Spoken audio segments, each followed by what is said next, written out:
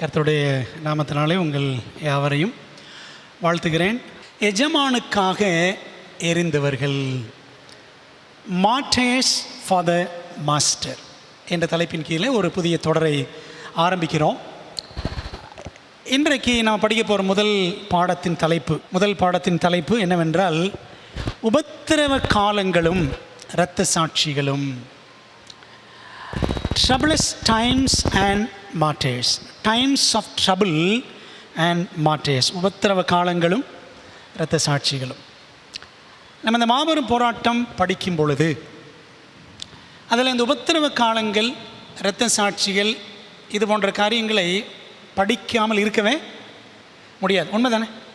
ஆகவே தான் இப்படி ஒரு பாடத்தை படிக்க போகிறோம். இன்றைக்கும் நாளைக்கும் தெய்வீக ஆராதனையிலும் நான் படிக்க போகிற பாடங்கள் சில அடிப்படையான பாடங்கள், சில பேசிக் லெசன்ஸ்.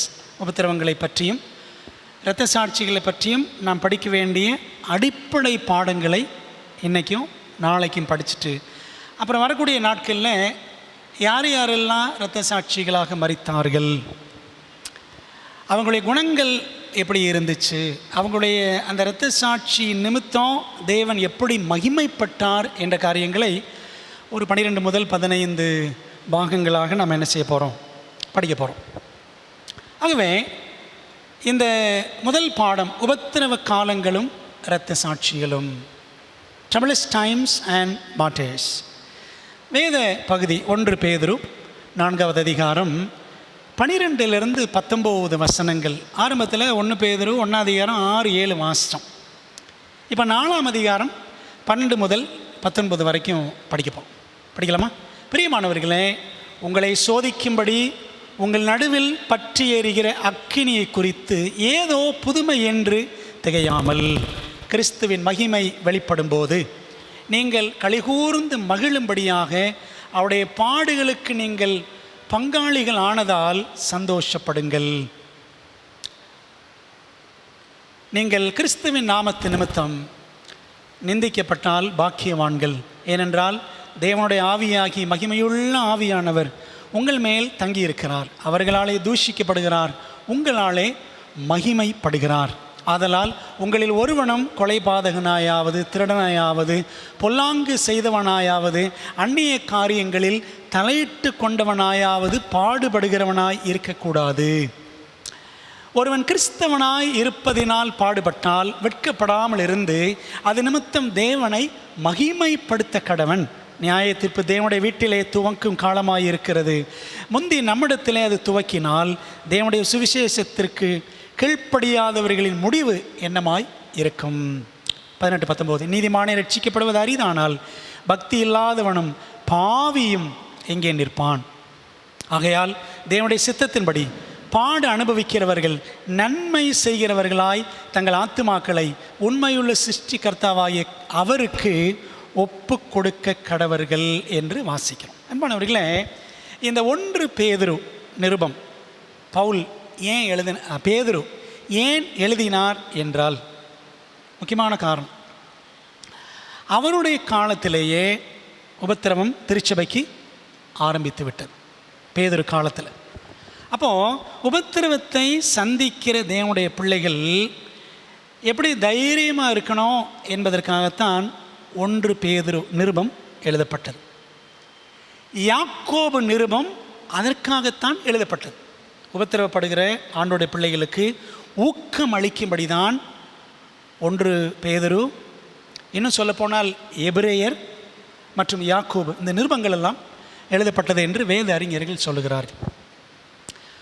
அன்பான தேவ பிள்ளைகளே, உபத்திரவங்களின் மத்தியில்தான் உண்மை கிறிஸ்தவம் உருவாயிற்று.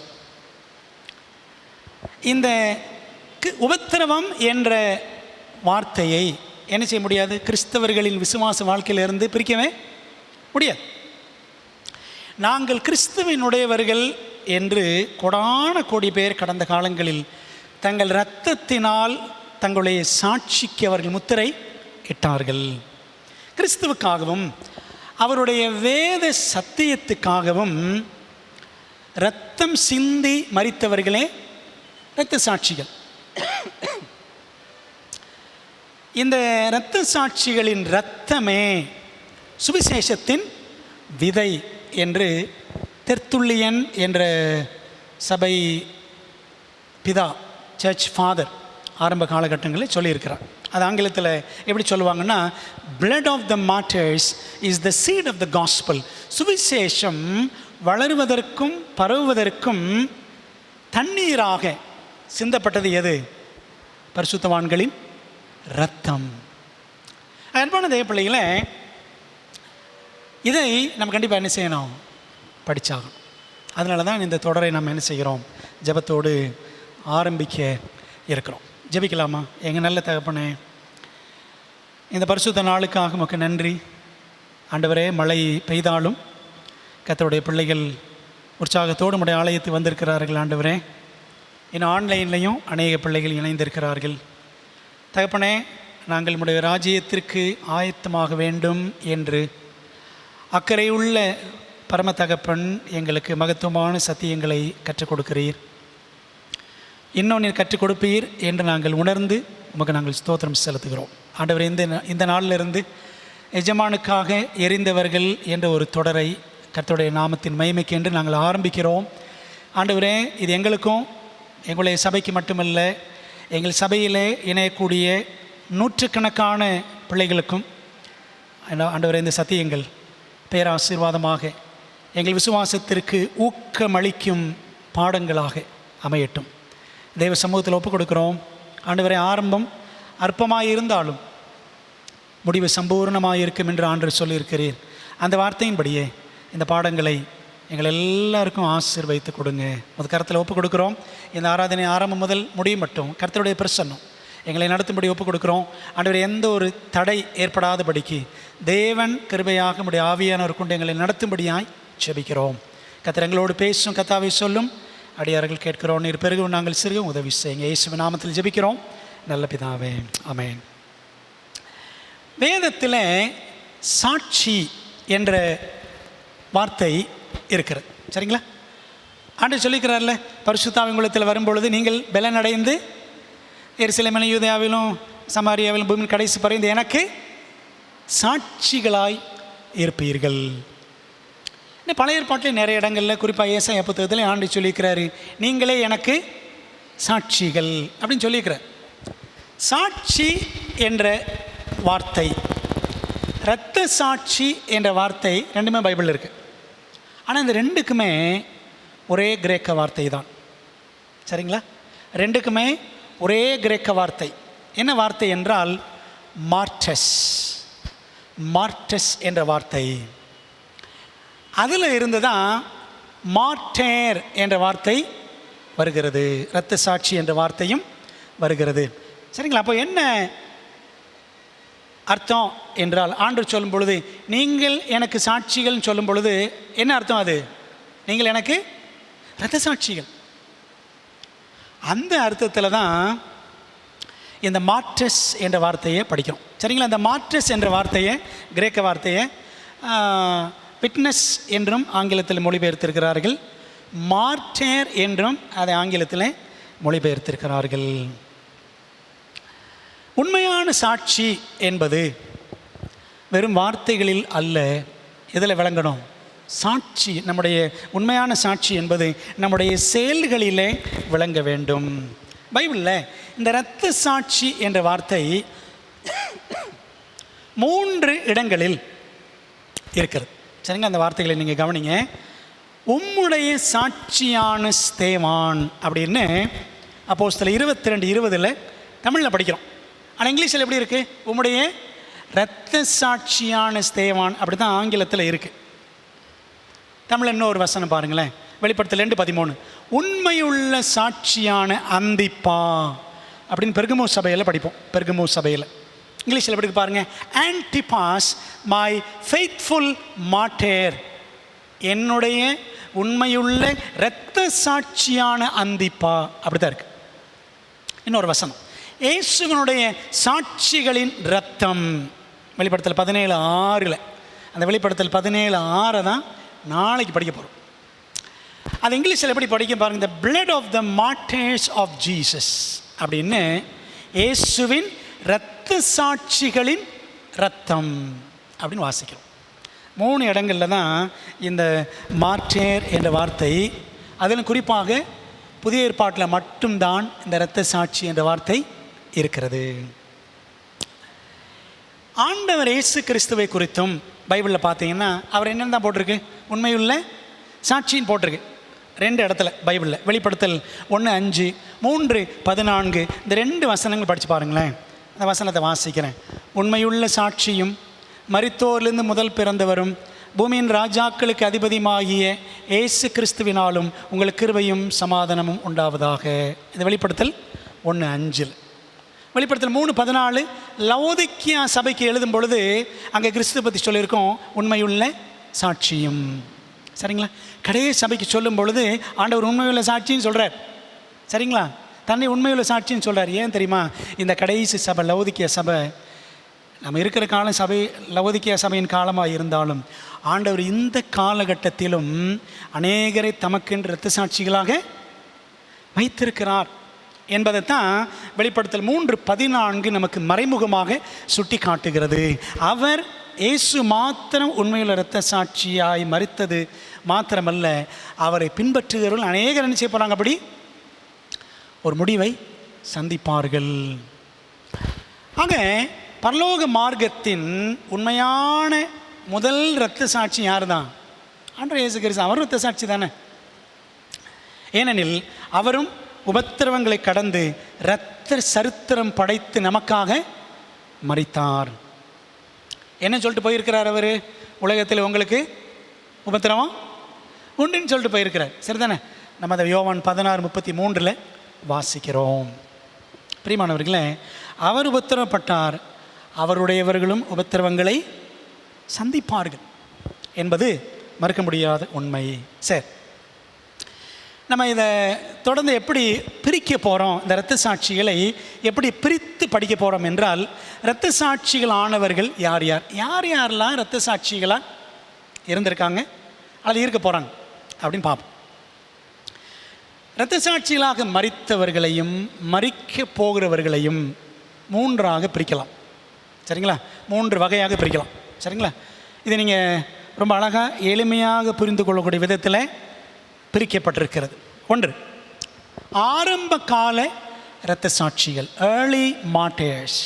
அதாவது திருச்சபை ஆரம்பித்த காலத்தில் இந்த 2000 ஆண்டுகளும், சரிங்களா, கிறிஸ்துவின் காலத்திலிருந்து அவர் வரப்போகிற காலம் வரைக்கும் இந்த 2000 ஆண்டுகளின் இரத்த சாட்சிகளை 3ஆக பிரிக்கிறோம். 1, ஆரம்பகால இரத்த சாட்சிகள், ஏர்லி மார்டர்ஸ். 2வது இருண்ட கால இரத்த சாட்சிகள், மிடீவல் மார்டர்ஸ். இருண்ட கால அல்லது இடைக்கால இரத்த சாட்சிகள் சொல்லலாம். 3வது இறுதி கால இரத்த சாட்சிகள், எண்ட் டைம் மார்டர்ஸ். சரிங்களா? இப்படி 3ஆக நாம் பிரிக்கிறோம். ஆண்டவர் இயேசு கிறிஸ்துவின் நாமத்திற்காகவும் அவருடைய சத்திய வேதத்திற்காகவும் அவரது பரம ராஜ்யத்திற்காகவும் இரத்த சாட்சிகள் ஆனவர்கள் யார் யார் என்றால், முதல்ல ஆரம்ப கால இரத்த சாட்சிகள், ஏர்லி மார்டர்ஸ். யார் யார் பாருங்களேன். பைபிளில் புதிய ஏற்பாட்டில் சொல்லுங்கள், புதிய ஏற்பாட்டில் முதல் இரத்த சாட்சி யாருன்னு நினைக்கிறீங்க? ஸ்தேவானா? முதல் இரத்த சாட்சி யார் புதிய ஏற்பாட்டில்? யோவான் ஸ்நானன். சரிங்களா? ஒவ்வொன்றா பார்க்கலாம். ஸ்தேவான் கிபி 34 கல்லெறிந்து கொல்லப்பட்டார். அவர்தான் விசுவாசிகளில் முதல் இரத்த சாட்சி. சரிங்களா? யோவான் ஸ்நானன் கிபி 30 அவர் இரத்த சாட்சியாக அவர் தலை வெட்டப்பட்டது. அது நமக்கு தெரியும். இவர் தீர்க்கதரிசிகளில் முதல் இரத்த சாட்சி என்று பைபிள் நமக்கு காட்டுகிறது. சரி, 3வது இன்னொரு யோவான், அதாவது அப்போஸ்தலனாகிய யோவான். அவருடைய பிரதர் யார்? யாக்கோபு. சரிங்களா?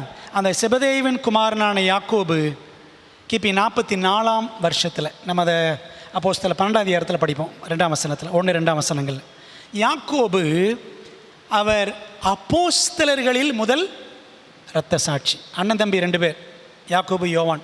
இந்த யாக்கோபு தான் முதல் இரத்த சாட்சி அப்போஸ்தலர்களில். கடைசி இரத்த சாட்சியாக மரிச்சிருக்க வேண்டியது யார்? அப்போஸ்தலன் யோவான். எண்ணெய் குப்பரெல்லாம் தூக்கி போட்டாங்க. ஆனால் ஆண்டவர் அவர் என்ன செஞ்சிட்டாரு? அற்புதமாக காப்பாற்றி. அப்புறம் பத்மு தீவுக்கு போனாங்க, கைதியாக போனார். அங்கேயும் ஆண்டவர் காப்பாற்றி திரும்ப வெளியில் கொண்டு வந்து அப்புறம் இயற்கையாக அவர் என்ன செய்தார்? மரித்தார். இந்த 12 அப்போஸ்தலர்களையே இயற்கையாக மரித்தவர் யார்? அவர் ஒருத்தர் தான், அப்போஸ்தலன் யோவான் மட்டும்தான். ஆக இவர்கள் எல்லாரும் ஆரம்ப கால இரத்த சாட்சிகள் என்று பைபிளில் நாம் பார்க்கிறோம். பிரியமானவர்களே, ஆக இந்த அப்போஸ்தலர்கள் மட்டும்தானா? யோவான் தவிர, அப்போஸ்தலன் யோவான் தவிர மற்ற அப்போஸ்தலர்கள் எல்லாருமே முதல் நூற்றாண்டில் இரத்த சாட்சிகளாக மரித்தார்கள். அவர்கள் மட்டும்தானா? சரித்திரம் சொல்லுது, முதல் நூற்றாண்டில் 25 லட்சம் கிறிஸ்தவர்கள் இரத்த சாட்சிகளாக தேவனுக்கென்று தங்களை ஒப்பு கொடுத்தார்கள். சரிங்களா? கிறிஸ்தவர்களும் இன்னும் நிறைய உபத்திரவங்களை, அநேக கிறிஸ்தவர்கள் நிறைய உபத்திரவங்களை சந்தித்து சத்தியத்திற்காக ஜீவனை விட்டார்கள். மொத்தம் 25 லட்சம் கிறிஸ்தவர்கள். சரிங்களா? முதல் நூற்றாண்டுனா முதல், 2வது, 3ஆம் நூற்றாண்டு இதெல்லாம் சேர்த்து தான். சரிங்களா? சொல்லுகிறோம். இதை ஆஸ்டின் குக் என்ற நம்முடைய அட்வென்டிஸ்ட் எழுத்தாளர் ஒரு புத்தகத்தில் எழுதுகிறாரு. an enduring vision என்ற புத்தகத்தில் வெளிப்படுத்தல் விளக்கு உரை அதில் சொல்கிறாரு, it is claimed that 2.5 million Christians were martyred for their faith in the first century of the Christian era. அதாவது கிறிஸ்தவ சகாப்தத்தின் முதல் நூற்றாண்டு காலகட்டத்தில், முதல் 2, 3ஆம் நூற்றாண்டுகள் காலகட்டத்தில் 2.5 மில்லியன் கிறிஸ்தவர்கள். 1 மில்லியன் எவ்வளோ? 1 மில்லியன் 10 லட்சம். சரிங்களா? இப்போ 2.5 மில்லியன்னா 25 லட்சம் கிறிஸ்தவர்கள் முதல் 3 நூற்றாண்டுகள் காலகட்டத்தில் ஆண்டவர்கின்ற இரத்த சாட்சிகளாக மரித்தார்கள். கிட்டத்தட்ட எப்போன்னு சொல்லலான்னா, இயேசு கிறிஸ்து காலம் கிபி 31 இருந்து கிபி 313 வரைக்கும், குறிப்பாக சொன்னால் இத்தனை காலகட்டங்களும் மரித்தவர்களை ஆரம்ப கால இரத்த சாட்சிகள் என்று நாம் தெளிவாக சொல்லலாம். விளங்குது உங்களுக்கு? இது ஆரம்ப கால இரத்த சாட்சிகள். ரெண்டாவது வகையறா யாருன்னா, இருண்ட கால இரத்த சாட்சிகள் அல்லது இடைக்கால இரத்த சாட்சிகள், மிடிவல் மார்டேர்ஸ் அல்லது மார்டேர்ஸ் ஆஃப் தி டார்க் ஏஜஸ் அல்லது மார்டேர்ஸ் ஆஃப் தி மிடில் ஏஜஸ், மத்திய கால இரத்த சாட்சிகள் அப்படின்னு பார்க்குறோம். இது எந்த காலகட்டம் என்றால், மிடிவல் அப்படின்னு சொன்னாலே, அதாவது மிடிவல் சர்ச்னு சொல்லுவாங்க. மிடிவல் சர்ச், இடைக்கால திருச்சபை. இடைக்கால திருச்சபைனா எது? ரோமன் கத்தோலிக்க திருச்சபை. அதுதான் ஹிஸ்ட்ரியில் மிடிவல் சர்ச் அப்படின்னு சொல்லுவாங்க, இடைக்கால திருச்சபை. கிபி 538 இருந்து 1798 வரைக்கும் ஒரு தீர்க்க தரிசனம். இது என்ன தீர்க்க தரிசனம் சொல்கிறோம்? அங்கே உங்களுக்கு புரியும். 1260 ஆண்டுகள்.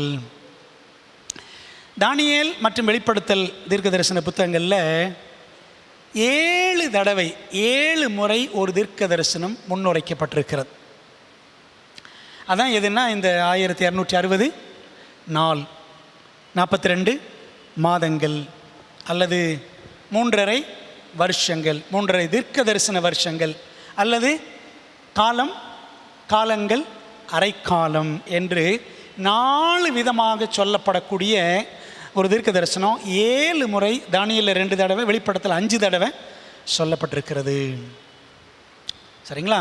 அதை தானியேல் 7:25, தானியேல் 12:7, அப்புறம் வெளிப்படுத்தல் 11:2, 12:6, 12:14, 13:5, அப்புறம் வெளிப்படுத்தல் 11:3 அப்படின்னு நம்ம என்ன செய்யணும், இதெல்லாம் படிக்கிறோம். வெளிப்படுத்தல் 12:14, தானியேல் 7:25, 12:7 காலங்கள், அரைக்காலம் அப்படின்னு இருக்கு. வெளிப்படுத்தல் 11:2, 13:5 42 மாதங்கள் என்று இருக்கிறது. வெளிப்படுத்தல் 11:3, 12:6 1260 நாட்கள் என்று ஒரே காரியத்தை ஆண்டவர் 7 தடவை சொல்லியிருக்கிறார். சரிங்களா? 7 தடவை ஒரு தீர்க்க தரிசனம் ஏன் ஆண்டவர் திரும்ப திரும்ப சொல்கிறாரு என்று நம்ம யோசித்திருக்கிறோமா? இந்த 1260 நாட்கள், இந்த காலகட்டத்தை தான் இருண்ட காலங்கள், டார்க் ஏஜஸ் அல்லது மத்திய காலங்கள், மிடில் ஏஜஸ் அல்லது மிடீவல் பீரியட், இடைக்காலம் என்று நம்ம சரித்திரத்தில் பார்க்கிறோம். போப்பு மார்க்கம் செய்ய இருந்த அடாவடித்தனமான அக்கிரம நடவடிக்கைகளையும் அதனால் மெய் திருச்சபைக்கு ஏற்பட இருந்த இழுக்கையும் இழப்பையும் உறுதிப்படுத்துவதற்காகவே தேவன் 7 முறை இந்த விசேஷமான முன்னுரைப்பை அவர் தீர்க்க தரிசனங்கள் இடம்பெறும்படி செய்திருக்கிறார். அன்பான தேவ பிள்ளைகளே, 7 என்றால் தீர்க்க தரிசனத்தில் என்னது? 7 என்றால் பூரணம், முழுமை. அப்போ ஏன் ஆண்டவர் 7 தடவை சொல்லியிருக்கிறாரு? அது கண்டிப்பாக நடக்கும், சரிதானே? முழுமையாக அந்த தீர்க்க தரிசனம் திருச்சபைக்கு, ஆண்டோடைய பிள்ளைகளுக்கு நிறைவேறும் அப்படின்னு ஆண்டு சொல்லி வச்சார். நடந்துச்சா? நிறைவேறிச்சா? நிறைவேறிச்சு. நம்ம நாளைக்கு இதை படிப்போம், சரிங்களா? இந்த இருண்ட காலகட்டங்களில் அல்லது மத்திய காலகட்டங்களில் அல்லது இடைக்காலத்தில் 10-15 கோடி கிறிஸ்தவர்கள், உண்மை கிறிஸ்தவர்கள், பைபிளை பின்பற்ற தங்களை ஒப்பு கொடுத்த கிறிஸ்தவர்கள் இந்த காலகட்டங்களில் போப்பு மார்க்கத்தால் கொடூரமாக கொன்றளிக்கப்பட்டார்கள்.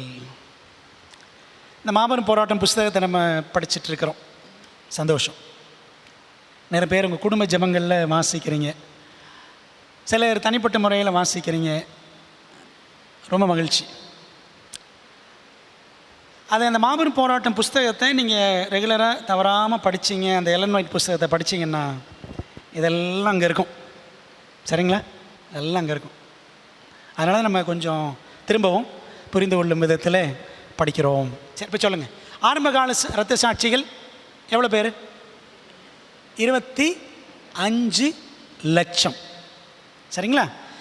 இருண்ட கால இரத்த சாட்சிகள் எவ்வளோ பேர்? 10-15 கோடி என்று சரித்திரம் சொல்லுகிறது. இப்போ கேள்வி வரணும், ஏன் இரத்த சாட்சிகளாக மரித்தார்கள்? கிறிஸ்தவர்கள் இரத்த சாட்சிகளாக மரித்ததற்கான காரணங்களை நாம் புரிந்து கொள்ள வேண்டும் என்றால் இதை 2 காலகட்டங்களாக நாம் பிரித்து புரிந்து கொள்ள வேண்டும். முதல் 3.5 நூற்றாண்டு காலகட்டத்தின் காரணங்கள், 2வது இருண்ட காலங்களில் இருந்த காரணங்கள் அப்படின்னு பார்க்கணும், சரிங்களா? சத்திய வேதத்தின் கொள்கைகளை உயர்த்தி பிடித்த உத்தம மார்க்கத்தார், பைபிள் அப்படித்தானே சொல்லுது, கர்த்தருடைய வேதத்தின்படி நடக்கிற உத்தம மார்க்கத்தார் பாக்கியவான்கள். எங்கே இருக்குது? சங்கீதம் 119:1, சரிங்களா?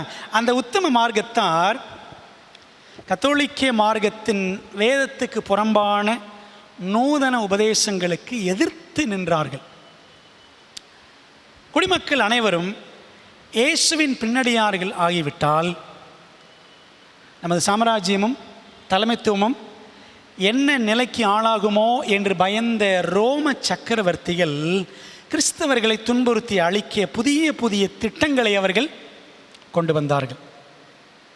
ஏனெனில் ஏன் ரோம சாம்ராஜ்யம் ஆரம்ப காலத்திலேயே 1ஆம் நூற்றாண்டிலேயே கிறிஸ்தவர்களை, இயேசு கிறிஸ்துவ சிலுவையில் அடித்து, பேதுருவை சிலுவையில் அடித்து, பவுலை தலையை வெட்டி, இன்னும் அநேகர் கொல்லப்பட்டார்களே?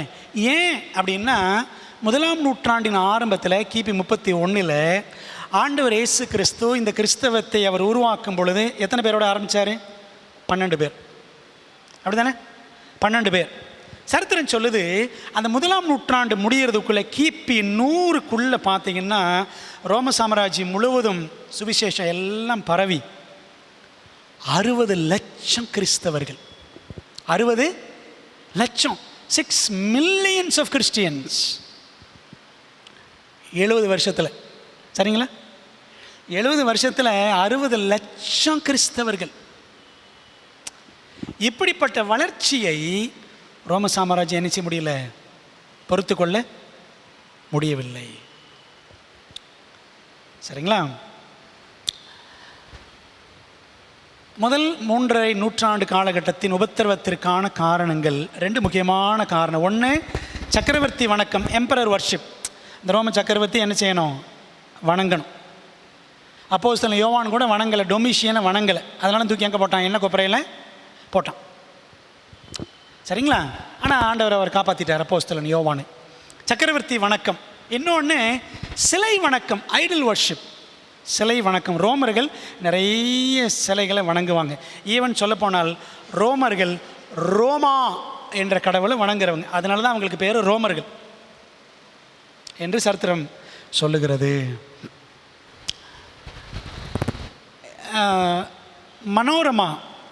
மனோரமான்னு ஒரு டெல்மி வாய், மலையாள மனோரமா கேரளாவில் பிரிண்ட் ஆகும்.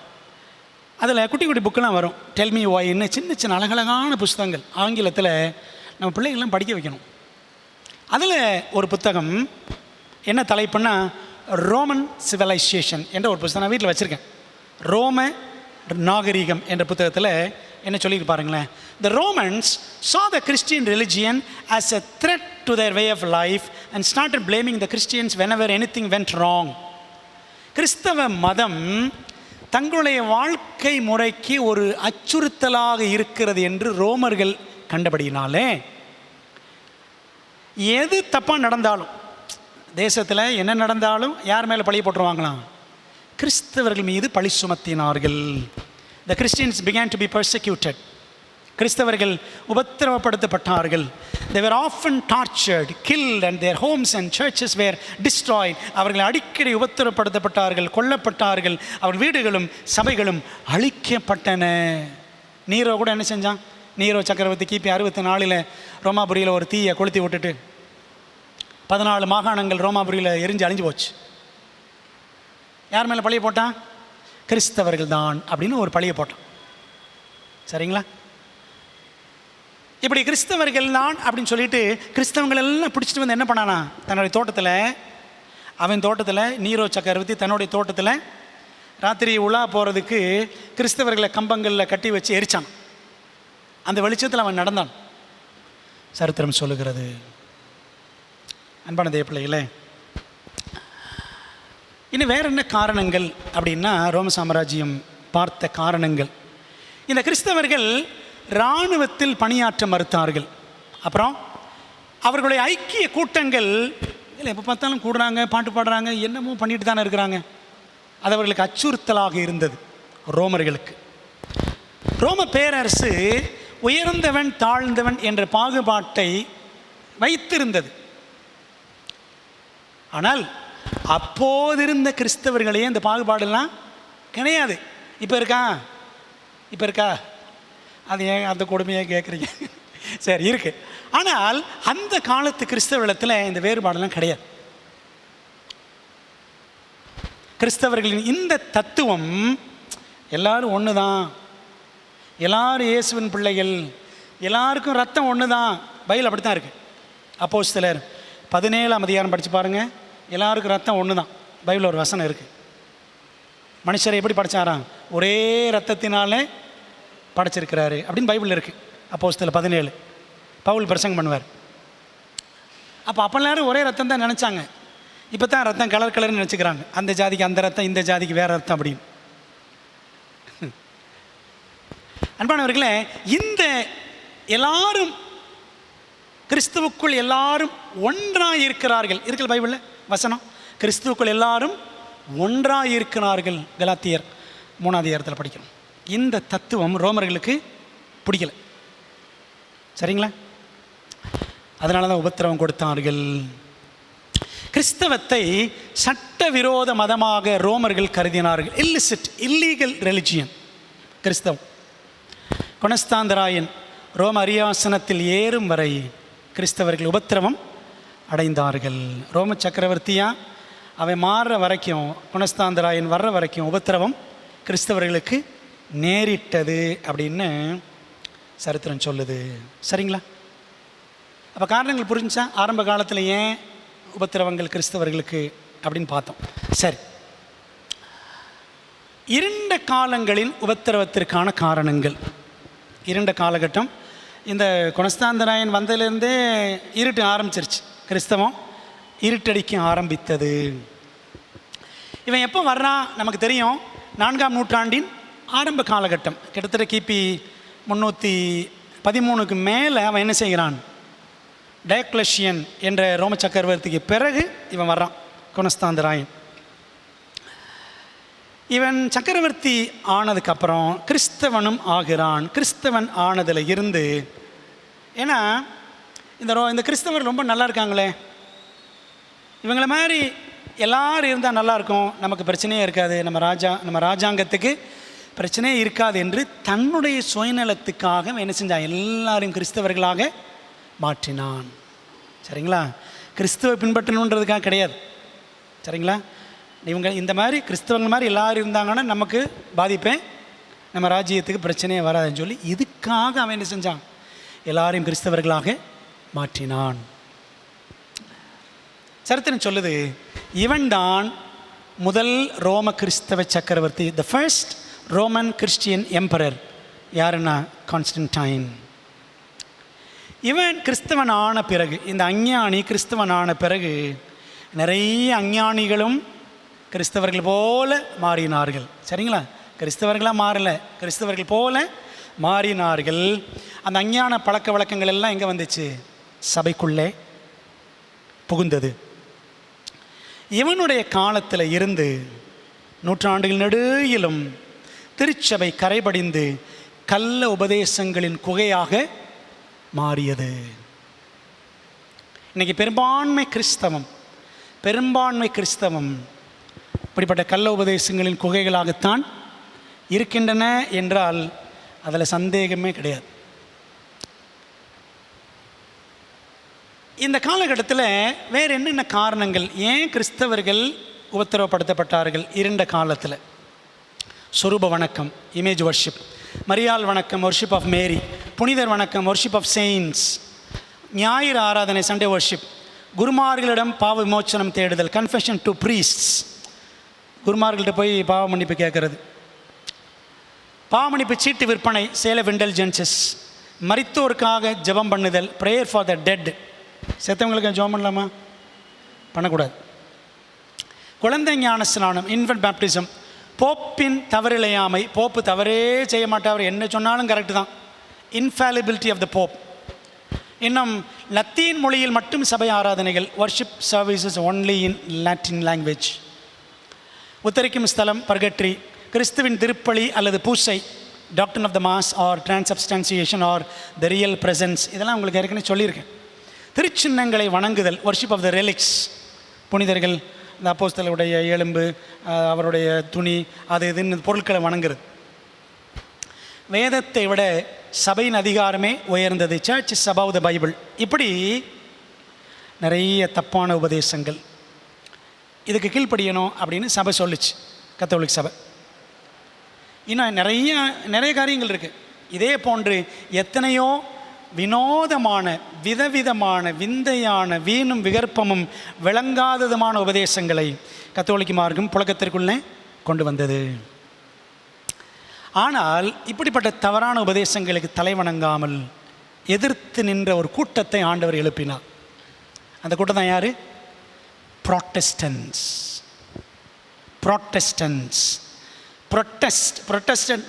அப்படின்னா எதிர்க்கிறது, கண்டனம் பண்ணுறது, புரட்சி பண்ணுறது. சரிங்களா? இப்படி வேதத்துக்கு விரோதமாக நீங்கள் செய்கிறீர்களே, பைபிளில் இதெல்லாம் இருக்கா, இந்த மாதிரி விஷயம்லாம் இருக்கா, இது வரைக்கும் பார்த்தோமே இந்த 14 பாயிண்ட்டு, இதெல்லாம் கிடையாது அப்படின்னு ஒரு கூட்டம் என்ன செஞ்சிச்சு? தைரியமாக எதிர்த்தது. சரிங்களா? அவங்களுக்கு பேர் தான் ப்ராட்டஸ்டன்ஸ், புரட்சி கிறிஸ்தவர்கள், சீர்திருத்த கிறிஸ்தவர்கள், கண்டன கிறிஸ்தவர்கள் அல்லது எதிர்க்கும் கிறிஸ்தவர்கள் அப்படின்னு சொல்லுவாங்க. அவங்களுக்கு எது முக்கியம்? பைபிள் தான் முக்கியம். சரிங்களா? ஆகவே இப்படி இந்த உபதேசங்களுக்கெல்லாம் தலைவணங்காத புராட்டஸ்டன்ட் கிறிஸ்தவர்களை, சீர்திருத்த கிறிஸ்தவர்களை ரோம மார்க்கம் வதைத்து, சிதைத்து, அழித்து, ஒழிக்க நினைத்தது.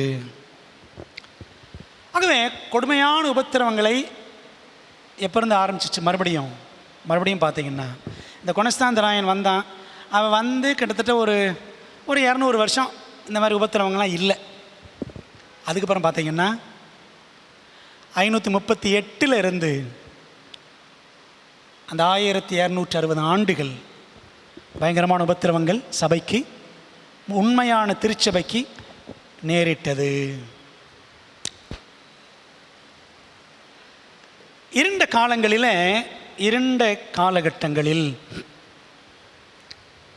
இரத்த சாட்சிகளை உயிரோடு எரிக்கும் வழக்கம், உயிரோடு எரிக்கிற பழக்கம் எப்பொழுது ஆரம்பித்தது என்றால், இரத்த சாட்சிகளை உயிருடன் எரிக்கும் வழக்கம் பிரான்ஸ் நாட்டில். இந்த வாரம் நீங்கள் படிச்சிருக்கணும். இந்த வாரம் நீங்கள் மாபெரும் போராட்டம் 12ஆம் அதிகாரம் படித்தீங்கன்னா 12லேருந்து 17 6 அதிகாரங்கள் படிக்கணும்.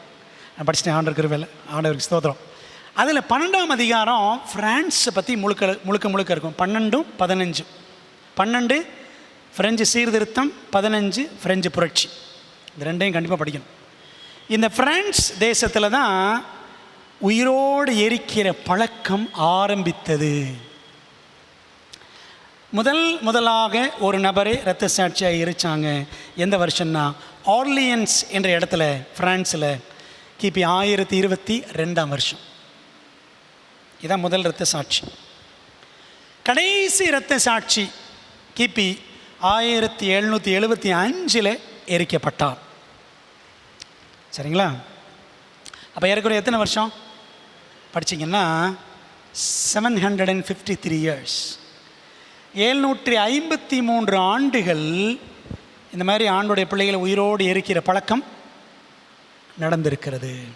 அப்பயும் நடந்துச்சு, முதல் நூற்றாண்டிலே நடக்க தான் செஞ்சிச்சு.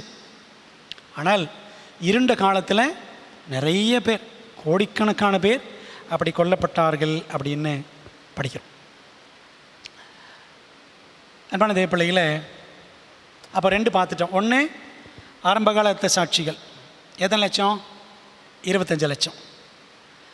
இடைக்கால அல்லது இருண்ட கால இரத்த சாட்சிகள் எத்தனை கோடி? 10லேருந்து 15 கோடி. இன்னும் 1 மட்டும் இருக்குது. அப்போ இந்த 2 முடிஞ்சிருச்சு. அப்படி தானே? ஆரம்பகால இரத்த சாட்சிகள், ஆரம்பகால உபத்திரவம், இரத்த சாட்சிகள் முடிஞ்சிருச்சு. இருண்ட கால உபத்திரவம், இரத்த சாட்சிகள் முடிஞ்சிருச்சு. இப்போ என்ன இருக்குது? ஒன்றே ஒன்று தான் இருக்குது. அந்த ஒன்று என்னவென்றால் இறுதிக்கால இரத்த சாட்சிகள். இறுதிக்கால இரத்த சாட்சிகள், end time martyrs அப்படின்னு சொல்லலாம். பைபிள் சொல்லுது பாருங்களேன். இயேசுவுக்காகவும் அவருடைய சத்தியத்திற்காகவும் ஆங்காங்கே ஒரு சில இரத்த சாட்சிகளாக இன்றைக்கும் மறிக்க தான் செய்கிறாங்க, இன்றைக்கும் நடக்க தான் செய்கிறது. ஒரு வேளை பைபிள் ஆண்டு சொல்லியிருக்கிறாரு, அவர் சொன்ன தீர்க்க தரிசனம் அப்படியே நடக்குது. பவுல் மூலமாக சொல்லியிருக்கிறாரு, அன்றியும் கிறிஸ்து இயேசுவுக்குள் தேவபக்தியாய் நடக்க மனதாயிருக்கிற யாவரும், யாவரும் தேவபக்தியாய் நடக்க மனதாயிருக்கிற யாவரும், தேவபக்தியின் வேஷம் தரிக்கிறவங்களுக்கு உபத்திரவம் வராது. சரிங்களா? அதே 2 தீமோத்தேயு 3:5 சொல்லுவார், தேவபக்தியின் வேஷம் தரிக்கிறவர்கள். உபத்திரம் வரும்பொழுது பின்வாங்கி போனவங்களாம் இருந்திருக்கிறாங்க, படிச்சிருக்கோம்ல, பின்வாங்கி போனவங்களாம் இருக்கிறாங்க. ஜெரோம் பின்வாங்கி போனால் அப்புறம் மறுபடியும் வந்துட்டார். சரி தானே? படிப்போம், இன்னும் போக நம்ம நிறைய படிப்போம் வருகிற நாட்களில் கர்த்தருக்கு சித்தமானால். அப்போ ஆண்டவர் சொன்னபடி தேவபக்தியாய் நடக்க மனதாயிருக்கிற யாவரும் துன்பப்படுவார்கள். இன்றைக்கு ஒரு வேளை இரத்த சாட்சியாக மறிக்க வேண்டிய நிலை எனக்கு அல்லது நமக்கு ஏற்படும் என்றால் அதற்கு நாம் தயாரா? ஒருவேளை நம் ஆயத்தமோ இல்லையோ, நம்ம ஆயத்தமாக இருக்கிறோமோ இல்லையோ, ஒன்று மாத்திரம் உண்மைங்க, நிச்சயமான உண்மை. போன வாரம் பிரசங்கத்தில் கூட பாஸ்டர் ரத்ன சிங் சொன்னார், நான் உட்காந்து கவனிச்சுட்டு தான் இருந்தேன். அவர் சொன்னதை நான் திரும்ப சொல்கிறேன். கிறிஸ்துவானவர் பரிந்து பேசும் ஊழியத்தை இப்போ பரலோகத்தில் செஞ்சிட்ருக்கிறார், அப்படி தான் மகா பரிசுத்தலத்தில் செஞ்சிட்ருக்கிறார். அவர் அதை நிறைவு செய்து கிருபையின் காலத்தை முடிப்பதற்கு முன்பாக, அவர் என்னைக்கு இந்த பரிந்து பேசுகிற ஊழியத்தை முடிக்கிறாரோ அதான் கிருபையின் காலத்தின் முடிவு. அந்த முடிவுக்கு முன்பாக ஏராளமான தேவ பிள்ளைகள் இரத்த சாட்சிகளாக மரிப்பார்கள். சரிங்களா? இதை யார் சொல்கிறான்னா எலன் ஒயிட் இது தெளிவாக சொல்லுகிறார்கள். சரிங்களா?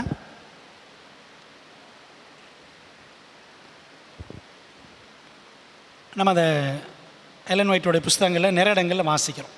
சரி, ஆசரிப்பு கூடாரத்தின் மகா பரிசுத்தலத்தில் ஆண்டவர் இயேசு கிறிஸ்து தம்முடைய ஊழியத்தை சீக்கிரத்தில் முடிக்க போகிறார். சரிதானே? எப்போ ஆரம்பித்தார்? அக்டோபர் 22, 1944 அவருடைய மகா பரிசுத்தல பரிந்து பேசும் ஊழியத்தை அவர் தொடங்கினார். அவர் வருவதற்கு முன்பாக இறுதி காலத்தில் 2 கூட்டம் தான் இருக்கும். 2 கூட்டம் தான் இருக்கும். 2 கூட்டத்தார், புத்தியுள்ள கன்னிகைகள், புத்தி அற்ற கன்னிகைகள் படிக்கிறோம்ல மற்ற 25. அதே மாதிரி 2 கூட்டம். ஒன்று என்னன்னு பார்த்தீங்கன்னா, தேவனுடைய கற்பனைகளை கை கொண்டு இயேசுவின் மேல் உள்ள விசுவாசத்தை காத்து கொள்ளுகிற ஒரு உண்மையுள்ள கூட்டம். இந்த வெளிப்படுத்தல் 12:17 வாசிக்கிறோம். இன்னொரு கூட்டம் வெளிப்படுத்தல் 13:17 வாசிக்கிறோம். ஒன்று 12:17, இன்னொன்று 13:17. சரிங்களா? மனுஷ பாரம்பரியங்களை கை கொண்டு மிருகத்தின் முத்திரையை பெற இருக்கும் கூட்டம். சரிங்களா? மனுஷனுடைய கட்டளைகளை கை கொண்டு மிருகத்தின் முத்திரையை பெற இருக்கும் கூட்டத்தார். 2 கூட்டம் தான். இதை 2 அதிகாரத்தில் படிக்கிறோம். வெளிப்படுத்தல் 12, 13 தான் இந்த 2 கூட்டங்களை பற்றி சொல்லப்பட்டிருக்கிறது. அதை பற்றி எல்லாம் சொல்கிறாங்க பாருங்களேன். 2 கொடிகளில் 2 கொடி தான் இருக்கும். ஒன்றினுக்கு அடியில் உள்ள வரிசையில் இந்த உலகின் ஒவ்வொரு தனிநபரும் நிற்க வைக்கப்படுவார். இந்த 2 கொடியில் ஒன்று தேவனுடைய முத்திரை, இன்னொன்று மிருகத்தின் முத்திரை. இந்த 2 கொடியில் ஏதாவது ஒரு கொடியின் கீழே தான் மக்கள் நிற்பாங்க. தனித்தனியாக இண்டிவிஜுவலாக தனிப்பட்ட முறையில் தீர்மானம் எடுத்து வந்து சேருவார்கள். 2 சேனைகளும் தெளிவாக தெரிகின்ற விதத்தில் தனித்து நிற்கும். இந்த வித்தியாசமானது மிகவும் குறிப்பிட்ட விதத்தில் தெளிவாக தெரிவதினால் சத்தியத்தை பற்றி தெளிவான நம்பிக்கை கொண்ட மக்கள் தேவனுடைய கற்பனைகளை கைக்கொள்ளும் மக்கள் கூட்டத்தோடு வந்து நிற்பார்கள். சரிங்களா? சத்தியத்தை தெளிவாக புரிஞ்சுக்கிறவங்க என்ன செய்வாங்களாம்? கற்பனைகளை கை கொடுக்கிற மக்களோடு வந்து சேர்ந்து கொள்ளுவார்கள். தொடர்ந்து வாசிப்போம். இறுதியாக முடிவடைகின்ற அந்த போராட்டத்திற்கு முன்பு இந்த மேன்மையான பணி ஒன்று யுத்த களத்தில் நடைபெற வேண்டியது இருக்கும் பொழுது அநேகர் சிறையில் அடைக்கப்படுவார்கள். பட்டணங்களிலிருந்தும் நகரங்களிலிருந்தும் உயிர் தப்புவதற்காக ஓடிப்போவார்கள். சத்தியத்தின் பாதுகாவலர்களாக நிற்பதை தெரிந்து கொண்ட அநேகர் கிறிஸ்துவிற்காக இரத்த சாட்சிகள் ஆவார்கள் அப்படின்னு படிக்கிறோம். சரிங்களா? இப்போ பாருங்கள், இந்த ஞாயிறு ஆசரிப்பு சட்டம் வரும்பொழுது கொன்ஸ்டாந்தராயன் படித்தோம்ல, கான்ஸ்டன்டைன், இவன் தான் ஃபஸ்ட் சண்டையெல்லாம் கொண்டு வந்தவன். முதல் ஞாயிறு ஆசரிப்பு சட்டம் கொண்டு வந்து அவன் தான் முதல் ரோம சக்கரவர்த்தி. அதே போல தான் இந்த பூமியிலே இருக்க போகிற கடைசி போப், அவர் 1 பிரான்சிஸ் 1 இருக்கலாம், நமக்கு தெரியல. அந்த கடைசி போப் மூலமாக வரப்போகிற இந்த கடைசி ஞாயிறு ஆசரிப்பு சட்டம், அந்த சட்டம் வந்ததிலிருந்து ஆண்டவர் இயேசு கிறிஸ்து பரிந்து பேசுதலை முடிக்க போகிற அந்த காலகட்டம் வரைக்கும், சரிங்களா, அந்த உபத்திரவத்துக்கு பேர் தான் லிட்டில் டைம் ஆஃப் ட்ரபிள், சிறிய இக்கட்டு காலம் அப்படின்னு பெயர், அல்லது குறுகிய இக்கட்டு காலம் என்று பெயர். சரிங்களா? அந்த குறுகிய இக்கட்டு காலகட்டத்தில் தான் அநேகர் சிறைச்சாலையில் அடைக்கப்படுவார்கள். பட்டணங்களிலிருந்தும் நகரங்களிலிருந்தும் உயிர் தப்புவதற்காக அநேகர் ஓடி போவார்கள். சத்தியத்தின் பாதுகாவலர்களாக நிற்பதை தெரிந்து கொண்ட அநேகர் கிறிஸ்துவிற்காக இரத்த சாட்சிகள் ஆவார்கள். எத்தனை கோடி, எத்தனை லட்சம் நமக்கு தெரியாது. பிரியமான தேவ பிள்ளைகளே, அந்த கணக்கு ஆண்டவருக்கு மட்டும்தான் தெரியும். சரிங்களா? அது எங்கே படிக்கிறோம்? மாரநாத்தாவில் படிக்கிறோம். மாரநாத்தா அப்படின்னு ஒரு புக் இருக்குது. சரிங்களா? அது ஒரு காலதியான புஸ்தகம், எலன் ஒயிட்டோடைய புஸ்தகம். டெய்லி ஒரு பக்கம் வாசிக்கிற மாதிரி. இங்கிலீஷில் ஒரு பக்கம் இருக்கும், தமிழில் 2 பக்கம் இருக்கும். இதை நீங்கள் படித்தீங்கன்னா இந்த கடைசி கால சம்பவங்கள் எல்லாமே இந்த மாரநாத்தாவில் இருக்கும். இன்னொரு புக் இருக்குது, எலன் ஒயிட்டோட புஸ்தகம், கடைசி கால சம்பவங்கள் ஒரு புக் இருக்குது, லாஸ்ட் டே ஈவெண்ட்ஸ். தமிழ்லையும் இருக்குது. வேணா சொல்லுங்கள், வாங்கி தரேன். பாண்டிச்சேரியில் நிறைய புக்ஸ் வச்சுருக்காங்க. 100 ரூபா அந்த புஸ்தகம், கடைசி கால சம்பவங்கள். அதில் ஒரு 20 சாப்டர் இருக்கும், அதை படிக்கும். சரிங்களா? அங்கே இந்த மாபெரும் போராட்டம், இந்த மாரநாதா, அந்த கடைசி கால சம்பவங்கள், இது எல்லாமே இந்த கடைசி காலத்தை குறித்து பேசக்கூடிய முக்கியமான புத்தகங்கள் என்பதனால தான் உங்களுக்கு நான் வலியுறுத்தி சொல்லுகிறேன். ஆகவே இரத்த சாட்சிகள், இறுதிக்கால இரத்த சாட்சிகள் இனிமேல் தான் ஆண்டவருக்காக எழும்ப போகிறார்கள் அப்படின்னு பார்க்குறோம். சரிங்களா? இதை நம்ம ஆங்கிலத்தில் படிக்கிறோம். Every individual in our world will be arrayed under one of 2 banners. The 2 armies will stand distinct and separate, and this distinction will be so marked that many who shall be convinced of truth will come on the side of God's commandment-keeping people. When this grand work is to take place in the battle, prior to the last closing conflict, many will be imprisoned. Many will flee for their lives from cities and towns, and many will be martyrs for Christ's sake in standing in defense of the truth. அப்படின்னு மாரநாதா ஜூலை 10 தியானத்தில் வாசிக்கிறோம். அன்பான தேவ பிள்ளைகளே, அப்போ 3 விதமான இரத்த சாட்சிகள். இரத்த சாட்சிகளை மறிக்கிறவங்கெல்லாம் எப்படி மறிச்சாங்க தெரியுமா? இதெல்லாம் எங்களுக்கு கிடைச்ச பாக்கியம் அப்படின்னு மறிச்சாங்க. நம்ம இதை கேட்டுட்டு என்ன செய்ய வேண்டாம்? பயப்பட வேண்டாம். பயமுறுத்துற மாதிரிலாம் ஏதோ படிக்கிறோமே அப்படின்னு நினைக்காதீங்க. நடந்ததை படிக்கிறோம், நடக்க போகும் அப்படின்றதுனால இதை படிக்கிறோம். சரிங்களா? முடிவுரையாக, அமெரிக்காவில் இந்த ஞாயிறாசிர் சட்டம் என்ன செய்யும்? அங்கே தான் ஆரம்பிக்கும். ஞாயிறாசிர்பு சட்டம் அமெரிக்காவில் தான் ஆரம்பிக்கும். ட்ரம்ப் டைமில், டொனால்ட் ட்ரம்ப் அவர் பிரசிடண்டாக இருந்த டைமில் அமெரிக்காவில் சண்டே, ஞாயிற்றுக்கிழமை நேஷனல் டே ஆஃப் ப்ரேயர் அப்படின்னு கொண்டு வந்தார். சரிங்களா? அதாவது ஞாயிற்றுக்கிழமை தேசிய ஜெப நாள் அப்படின்னு கொண்டு வந்தார். சரிங்களா? இப்படி வந்த நாள் இது உலகளாவிய ஓய்வு நாள் ஞாயிற்றுக்கிழமை தான் வர்றதுக்கு எவ்வளோ நாள் ஆகும்? ரொம்ப நாள் ஆகாது. பெரியமான தேவ பிள்ளைகளை, உபத்திரவங்களை நாம் எதிர்பார்த்து வாழ வேண்டும். திருச்சபையின் ஆரம்ப காலத்திலையும் இடைப்பட்ட 2 காலத்திலையும் உபத்திரம் என்ற அக்கினி பற்றி எரிந்தது. அதில் திரள் கூட்டமான கிறிஸ்துவின் பிள்ளைகள் மரித்து தேவனை மகிமைப்படுத்தினார்கள். அந்த உபத்திரவங்களை கலிகூறுதலோடு அவர்கள் ஏற்றுக்கொண்டார்கள். அவருடைய பாடுகளுக்கு பங்காளிகள் ஆனதால் சந்தோஷப்பட்டார்கள். அதனால தான் பேதுரு எழுதினாரு, இந்த உபத்திரவம் என்ற அக்கினி ஏதோ புதுமை நினச்சிக்காதீங்க, இதெல்லாம் புதுசு கிடையாது, இனிமேல் நடக்கணும் அப்படின்னு அப்போவே சொல்லி வச்சார் பேதுரு. அன்பான தேவ பிள்ளைகளை, அந்த உபத்திரவங்களை எதிர்பார்த்து சந்தோஷத்தோடு வரவேற்க வேண்டும் என்று பேதுரு விசுவாசிகளுக்கு எழுதினார். அதான் 1 பேதுரு. இறுதி கால திருச்சபையும் என்ன செய்ய போகிறது? இறுதி கால திருச்சபையையும் புடம்பிடும்படி அக்கினியாகிய உபத்திரவம் வெளியில் தெரியாமல் வேகமாக ஆயத்தப்பட்டு கொண்டிருக்கிறது. சரிங்களா? ஆண்டோடைய பிள்ளைகளுக்கும் கடைசி நாட்களில் கடுமையான உபத்திரவ காலம் வரப்போகிறது. அதற்கான ஆயத்தம் எல்லாம் நடந்து கொண்டே இருக்கிறது. உபத்திரவம் என்னும் அக்கினியை நம்ம எப்படி சந்திக்கணும் அப்படின்னா, உபத்திரவம் என்னும் அக்கினியை தேவ வார்த்தை என்னும் அக்கினியை கொண்டு, அடுத்த ஸ்லைட் போட சொல்லுங்கள். உபத்திரவம் என்னும் அக்கினியை தேவ வார்த்தை என்னும் அக்கினியை கொண்டு தைரியத்தோடு சந்திக்க நாம் ஆயத்தப்படணும். சரிங்களா? உபத்திரவத்தை அக்கினி தான் பைபிள் சொல்லுது. சரிங்களா? அப்படி தான் 1 பேதுருவில் 1 அதிகாரம் 4 அதிகாரத்தில் படிக்கிறோம். உபத்திரம் என்ற அக்கினி. இந்த அக்கினி எப்படி சந்திக்கணுமா? வசனம் என்ற அக்கினியை கொண்டு நாம் தைரியமாக சந்திக்கணும்.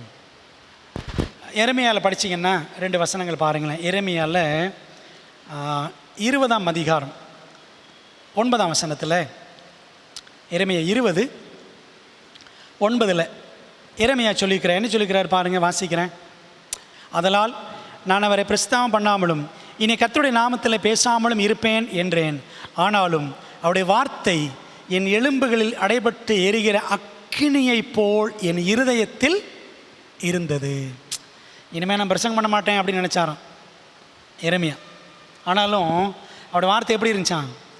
தேவனுடைய வார்த்தை அவருடைய எலும்புகளில் அடைபட்டு எரிகிற அக்கினி. அக்கினி என்பது ஆண்டோடைய வசனம். இன்னொரு வசனம் பாருங்கள், அதே எரேமியா 23ஆம் அதிகாரம் 29ஆம் வசனம், 23-29 சொல்லுது, என் வார்த்தை அக்கினியை போலும் அப்படின்னு படிக்கிறோம். என் வார்த்தை அக்கினியை போலும் கண்மலையை நொறுக்கும் சம்மட்டியை போலும் இருக்கிறதல்லவோ என்று கர்த்தர் சொல்லுகிறார். அன்பான இந்த பிள்ளைகளே, உபத்திரவம் என்ற அக்கினி கடந்த காலத்தில் எரிந்தது, வருங்காலத்திலும் எரியும். அந்த உபத்திரவம் என்ற அக்கினியை எப்படி அந்த காலத்தில் சந்தித்தாங்க? வார்த்தை என்ற அக்கினியை வைத்து சந்தித்தார். அப்போது இந்த வசனம் சத்தியம் என்ற அக்கினி நமக்குள்ளே எரிய எரிய கொழுந்து விட்டு எரிய எரிய நம்முடைய விசுவாசம் என்ன செய்யும்? பலப்படும். பொன்னை பார்க்கிலும் அதிக விலையேற பெற்றதாக இருக்கிற விசுவாசம். 1 பேதுரு 1:7 படித்தோம். விசுவாசம் தாங்க பொன்னை பார்க்கிலும் அதிக விலையேற பெற்றது. அப்போ அந்த விசுவாசம் எப்போ வளரும்? வசனத்தை படிக்க படிக்கத்தான் வளரும். வசனத்தை கேட்க கேட்க கற்றுக்கொள்ள தான் விசுவாசம் வளரும். விசுவாசம் கேள்வியினாலே வரும். படிக்கிறோம்ல ரோமர் 10:17, faith comes by hearing the word of God. ஆண்டோட வசனத்தை கேட்க கேட்க தான் விசுவாசம் வரும். ரோமர் 10:17 வாசிக்கணும். ஆக பிரியமானவர்களே, அதனால் ஆண்டோட வசனத்தை நம்ம அதிகமாக நேசிக்கணும், வாசிக்கணும், மனப்பாடம் பண்ணணும், அதுபடி வாழணும் என்று நம்ம ஆண்டவரிடத்தில் பலன் கேட்க வேண்டும். ஆக பிரியமானவர்களே, இந்த பாடத்தை மனதில் பதிச்சுக்குவோம், தொடர்ந்து படிப்போம். ஆண்டவர் இந்த தொடர் பாடங்களை நமக்கு பெரிய ஆசீர்வாதமாக நிச்சயமாக மாற்றுவார் என்று ஜெபத்தோடு நாம் காத்திருப்போம். கர்த்தர் நம்மை ஆசீர்வதிப்பாராக. ஆமென். எங்கள் பரிசுத்தம் நிறைந்த பரமபிதாவே, இந்த பரிசுத்தமான ஓய்வு நாளிலே தேவ சன்னிதானத்தில் நாங்கள் எல்லாரும் கடந்து வந்து ஆண்டவரை தொழுகை செய்யும்படி எங்களுக்கு தேவன் தந்திருக்கிற நல்ல அற்புதமான பாக்கியத்திற்காக உமக்கு ஸ்தோத்திரம் செலுத்துகிறோம். அன்பின் ஆண்டவரே, எங்களுக்கு ஆண்டவர் கிருபையாக இந்த வாரம் நெடுகிலும் நன்மைகள் செய்து தகப்பனே நல்ல மழையை ஆங்காங்கே தமிழகத்தின் பல பகுதிகளிலே கொடுத்து வருகிறீர். அதற்காக உமக்கு ஸ்தோத்திரங்களை ஏறெடுக்கிறோம். இந்த வெயில் காலத்தில் எங்களை காப்பாற்றி வருகிறீர், அதற்காக உம்மை துதிக்கிறோம். எங்களுக்கு நிழலாக இருக்கிறீர், உமக்கு நன்றி செலுத்துகிறோம். அன்புள்ள பிதாவே, இந்த நாளிலே நாங்கள் புதிதாக தொடங்கி இருக்கிற இந்த தொடர் பாடங்களுக்காக நாங்கள் ஸ்தோத்திரிக்கிறோம். எஜமானுக்காக எரிந்தவர்கள் என்ற தலைப்பின் கீழே உபத்திரவ காலங்களும் இரத்த சாட்சிகளும் என்று நாங்கள் முதல் பாடத்தை படித்தோம். ஆண்டவரே கர்த்தாவே, உமக்காக ஆரம்ப காலத்திலும் இருண்ட காலத்திலும் கோடான கோடி பேர் இரத்த சாட்சிகளாக தைரியமாக மரித்திருக்கிறார்கள். தகப்பனே, அப்படி ஒரு இக்கட்டு காலம் எங்களுக்கு முன்பாகவும் இருக்கிறது என்பது வேதாகமத்திலும் தீர்க்க தரிசன ஆவியிலும் சொல்லப்பட்டிருக்கிற உண்மை. ஆண்டவரே, அந்த உண்மையை மனதிலே கொண்டவர்களாக இப்பொழுதிருந்தே ஆண்டவரே கிறிஸ்துவுக்குள் பலப்படவும், உம்முடைய வசனங்களை நேசிக்கவும் வாசிக்கவும், உம்முடைய வசனங்களின்படி வாழவும் ஆண்டவரே எங்களுக்கு நீர் பலன் தர வேண்டும் என்று ஜெபிக்கிறோம். ஆரம்ப காலங்களிலும் இடைக்காலங்களிலும் கர்த்தருடைய பிள்ளைகளை தைரியமாக வழிநடத்தின ஆவியானவர், அவர்கள் எந்த வசனத்திற்காக நின்றார்களோ அந்த வசனத்திற்காக நாங்களும் நிற்கத்தக்கதாக பரிசுத்த ஆவியானவர் எங்களையும் பலப்படுத்தும்படி ஆயத்தப்படுத்தும்படி ஜெபிக்கிறோம். ஆண்டவரே, இந்த உலகத்தில் பொன்னையும் பொருளையும் பதவியையும் உலக ஆசைகளையும் அல்ல ஆண்டவரே, இவைகள் எல்லாவற்றை பார்க்கிலும் அதிக விலையேற பெற்றதாக இருக்கிற விசுவாசத்தை நாங்கள் காத்துக்கொள்ள ஆண்டவர் எங்களுக்கு பலன் கொடுக்க வேண்டும் என்று ஜெபிக்கிறோம். தகப்பனே, இந்த நாளில் கர்த்தாவே, நம்முடைய ஆலயத்தில் வந்திருக்கிறவர்கள் உடைய வார்த்தைகளை ஆலயத்திலும் இன்னும் ஆன்லைனிலும் இணைந்து கேட்டுக்கொண்டிருக்கிற எல்லா பிள்ளைகளும் உடைய கருத்தில் ஒப்படைக்கிறோம் ஆண்டவரே. தகப்பனே, உடைய சத்திய வார்த்தைகள் நிமித்தம் நாங்கள் உமக்கு நன்றியுள்ளவர்களாக இருந்து தேவன் எங்களுக்கு தரக்கூடிய வெளிப்பாடுகளுக்காக உமக்கு நன்றி செலுத்தி மென்மேலும் சத்தியத்தை நேசிக்கவும் சத்தியமாகிய இயேசுவிடம் நாங்கள் நெருங்கி சேரவும் சத்திய வசனத்தை ஆர்வத்தோடு கற்றுக்கொள்ளவும் நாங்கள் படிக்க வேண்டிய ஆவிக்குரிய புஸ்தகங்களை நாங்கள் கருத்தாக படிப்பதற்கு நேரம் செலவிடவும் எங்கள் நேரத்தை திருடுகிற காரியங்களுக்கு நாங்கள் விலகி இருக்கவும் ஆண்டவரே எங்களுக்கு உதவி செய்ய வேண்டும் என்று ஜெபிக்கிறோம். இந்த நாளிலும்ப்பா வந்திருக்கிற எல்லாரையும் ஆசீர்வதிங்க.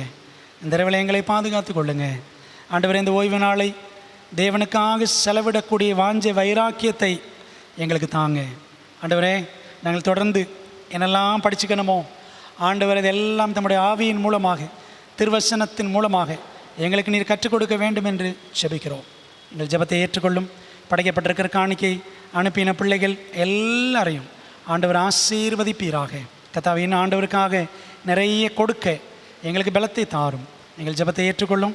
இந்த ஓய்வு நாள் முழுக்க கத்திரங்களோடு இருந்து எங்களை ஆசீர்வதிக்கும்படி இயேசுவின் நாமத்தில் ஜெபிக்கிறோம் நல்ல பிதாவே, ஆமென். என் ஆத்மாவே கர்த்தரை ஸ்தோத்திரி, என் முழு உள்ளமையோடு பரிசுத்த நாமத்தை ஸ்தோத்திரி. என் ஆத்மாவே கர்த்தரை ஸ்தோத்திரி, அவர் செய்த சகல உபகாரங்களையும் மறவாதே, ஆமென். நம்முடைய கர்த்தராக இருக்கிற இயேசு கிறிஸ்துவின் கிருபையும் பிதாவின் அன்பும் ஆவியானவரின் ஐக்கியமும் ஆசீர்வாதமும் தேவதூதர்களின் பாதுகாப்பும் வழி நடத்தணும் நம்ம எல்லாரோடும் என்றும் என்றும் சதா காலங்களிலும் தங்கியிருப்பதாக, ஆமென்.